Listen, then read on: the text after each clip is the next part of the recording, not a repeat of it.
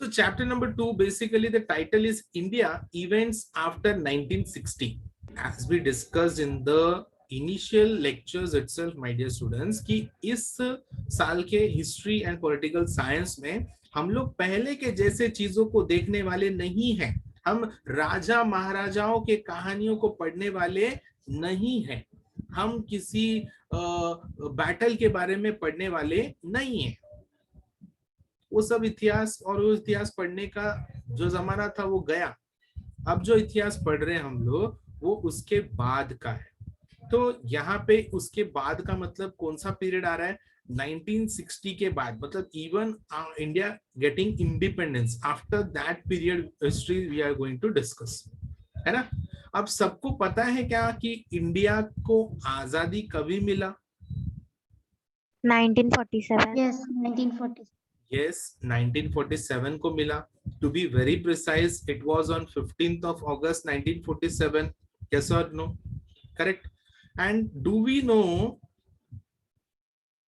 what we celebrate on 26th January? 26th January को हम क्या सेलिब्रेट करते हैं? Republic day. Republic day. 15 अगस्त को हम इंडिपेंडेंस डे सेलिब्रेट करते हैं एंड 26 जनवरी को हम लोग रिपब्लिक डे सेलिब्रेट करते हैं. इंडिपेंडेंस डे का तो मतलब समझ में आया हमको. उस दिन आजादी मिला, we got independent, so we celebrate independent day. Correct. Then what is the reason we celebrate republic day? Can anyone tell me कि हम लोग रिपब्लिक डे क्यों सेलिब्रेट करते हैं? Constitution was made. Constitution was made, but Constitution was made on 26th of नवंबर 1949. हमने ये भी तो पढ़ा था, याद रहेगा तुमको तो. Do you remember 29th of November 1949 को कॉन्स्टिट्यूशन बना था. भूल गए सब लोग, भूल गए सब लोग. Yes.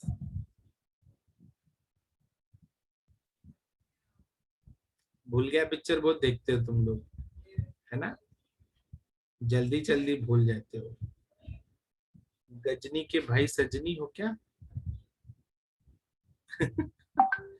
Okay, so 26th of January 1950 is the day from when we started following the constitution. 26 नवंबर 1949 को तो कॉन्स्टिट्यूशन बन गया था, नो डाउट, उसमें कोई संदेह नहीं है. लेकिन हमने फॉलो करना कब से शुरू किया? That is on 26th of January 1950. अब तुम बोलोगे सर इतना टाइम क्यों लगा? मैंने बताया था माय डियर स्टूडेंट्स, उस टाइम पे व्हाट्सएप, ट्विटर, ऐसा सब चीजें नहीं थे, बराबर है कि नहीं. तो एक इंफॉर्मेशन को लोगों तक पहुंचाना कि देखो भाइयों और बहनों, हमारा देश का संविधान ये है और हमारे देश के लोगों को इस संविधान का पालन करना है, इस संविधान के अनुसार चलना है. This information was to be conveyed to the people. हाँ या ना? Yes sir, no sir? Yes, sir. Yes. Okay. Yes, sir. So in order to convey this information to the people, the time was required, and that time was from 26 November to 26 January 1950. ये बात समझा क्या?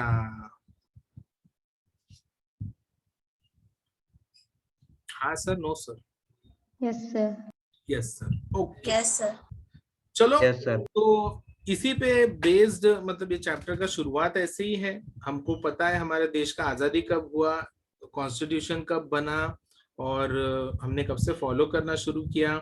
हमारा देश कैसा देश है? It's a multilingual as well as multi cultural country. Multi cultural मतलब यहाँ पे बहुत सारे संस्कृति और सभ्यता के लोग रहते हैं. हिंदू रहते हैं, क्रिश्चियन रहते हैं, पंजाबी रहते हैं, है ना, जिनको सिख बोलते हैं. ऐसे बहुत सारे अलग अलग रिलीजन के लोग रहते हैं, एंड प्लस बहुत सारे अलग अलग लैंग्वेज के लोग रहते हैं. So it's a multi lingual. Lingual का मतलब होता है language, okay. And multi cultural मतलब बहुत अलग अलग कल्चर के लोग भी यहाँ पे रहते हैं, पर हम सब साथ में रहते हैं my dear students. We all live together without like having any problems among ourselves. But it was not always the same. क्या ये हमेशा से ऐसा था क्या? नहीं, हमेशा से तो हम लोग ऐसे नहीं थे. हमेशा से हमारे में इतना समझ नहीं था. We people of India used to fight among ourselves, हम लोग तो लड़ते झगड़ते थे आपस में, किस किस के नाम पे, मतलब जाति के नाम पे, धर्म के नाम पे, भाषा के नाम पे, आज भी लोग हमको लड़वाते हैं. Yes or no? So we have to be little bit like smart. हमको थोड़ा होशियार रहना चाहिए इस मामले में कि कोई हमको अगर लड़वा रहा है तो हमको समझना चाहिए कि वो सही कर रहा है या नहीं करके. Okay.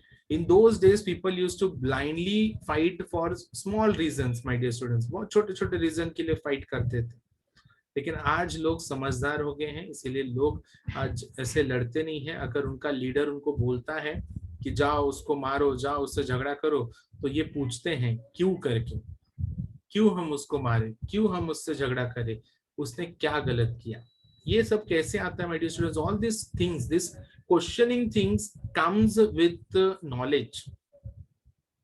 It's because of education, my dear students. ज्ञान मिला है लोगों को, समझ आया है लोगों को, इस वजह से लोग आजकल समझदार हो गए हैं और ऐसे चीजों में फिर वो लोग विक्टिमाइज होते नहीं है. Getting me? हाँ, लेकिन फिर भी तुमने देखा रहेगा जैसे टेररिज्म का प्रॉब्लम्स एंड ऑल है, तो वो क्यों है? Because those like young people are been brain washed. जो पाकिस्तान में रहते हैं या दूसरे किसी कंट्री में रहते हैं, रीजन में रहते हैं, वहां के लोगों का ब्रेन वॉश किया जाता है और उनको ऐसे कहा जाता है कि India is your enemy country, so you have to take revenge from your enemy. ऐसा उनको लेसन दिया जाता है. And this people listen also. ये लोग सुन के उनका मानते भी है. क्यों मानते हैं? Because they don't know what is truth. They don't know what is reality. And why they don't know what is reality? Because they don't have the knowledge. उनके पास ज्ञान नहीं है, उनके पास एजुकेशन नहीं है, इसलिए वो गलत चीजों को भी सही मान के चलते हैं.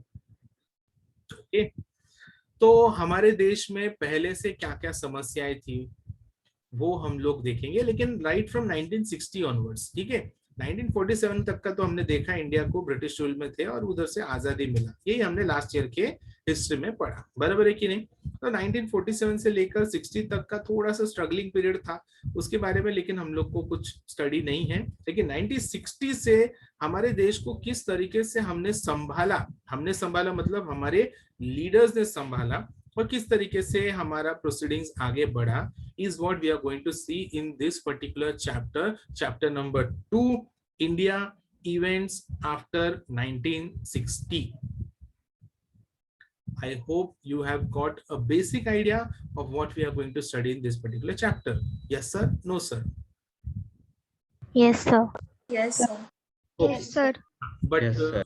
but I'm not going to start the lesson as of now. अभी हम लेसन शुरू नहीं कर रहे हैं. ठीक है, हम आज का सेशन यहाँ पे खत्म कर रहे हैं और नेक्स्ट लेक्चर जब रहेगा तब हम लोग लेसन को स्टार्ट करेंगे. ओके, ठीक.